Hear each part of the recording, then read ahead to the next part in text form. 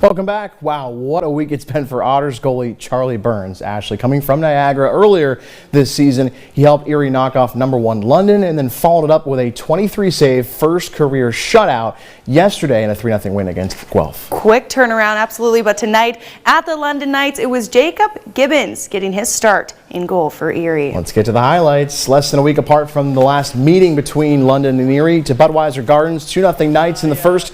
Erie getting on the board. It's Panophemus eventually coming up with his 16th goal of the season. Makes it a 2-1 game, cutting the lead in half. Erie feeling good there. Fast forward to the later portions of the second period. 3-1 Knights, Erie on the penalty kill, and Malcolm Spence scores shorthanded. 3-2 game, is 13th on the year. The assist goes to Carey Terrance. 4-2 Knights nearly 4 minutes into the third. Caleb Smith sets up Spence, who scores his second in the game. 14th on the year.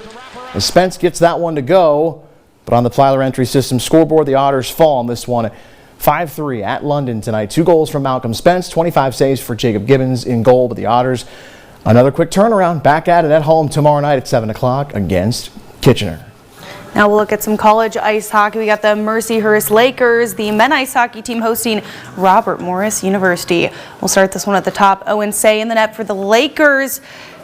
RMU with the shot there, but Say protects the net and makes a stop. RMU starts it off here. We got Tanner Kimke coming up to the left side, takes the shot and gets it. It's 1-0 RMU. Just a few seconds later off the rebound, to look to Cameron Garvery. That's another RMU goal. It's 2-0 Lakers. Then on this one, Walter Zachary heads down the ice. Klimke shoots, but Garvey would finish the job. That's his second goal of the night as the Lakers fall to RMU 5-2. Now the same teams play on Saturday on the road at 7 o'clock. That's right. Mercyhurst going to head down to Pittsburgh. On the Plyler entry system scoreboard, the Mercyhurst women's hockey team fell 4-0 at number 15 Penn State. Same 2 teams play Saturday in State College.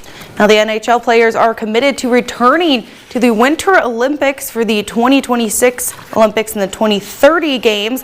It will play this first time since 2014 with the Winter Games in 26 set for Italy, and of course 2030 Games not set for a site yet. The NHL players will participate in a 4-team mid-season tournament called the Four Nations Face-Off in 2025, with the games being played in the U.S. and Canada.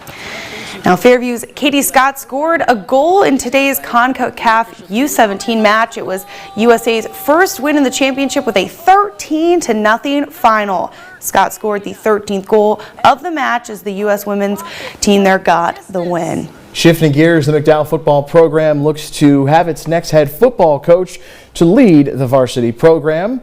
One day after announcing its anticipated hire and board recommended pick for head football coach, the Trojans athletic department formally introduced Aaron Slocum as the expected next head coach.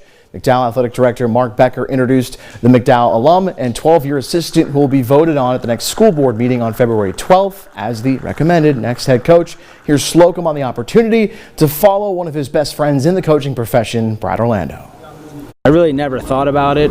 There was always, a desire to be the head coach at McDowell, but really never thought that it was going to come to fruition this soon. I can't tell you how much I love these guys that coach with us and the players that I get to coach. It's an honor to be in this position. I've had a great group of men to help lead me, from my father to the coaches that I had mentioned prior to, Don Hall, Mike Mishler, Mark Soboleski, Brad Orlando. Those are all, they're not only, like I said to you, they're not just great football coaches, they're great men. I'm going to introduce to you. The Steelers have made it official, hiring former Falcons head coach Arthur Smith as the team's next offensive coordinator. Earlier this week, NFL Network was first to report the anticipated hire of the ex-Falcons head coach. Smith went 21-30, leading Atlanta in 3 seasons after a 2-year stint as OC of the Titans. We'll be right back.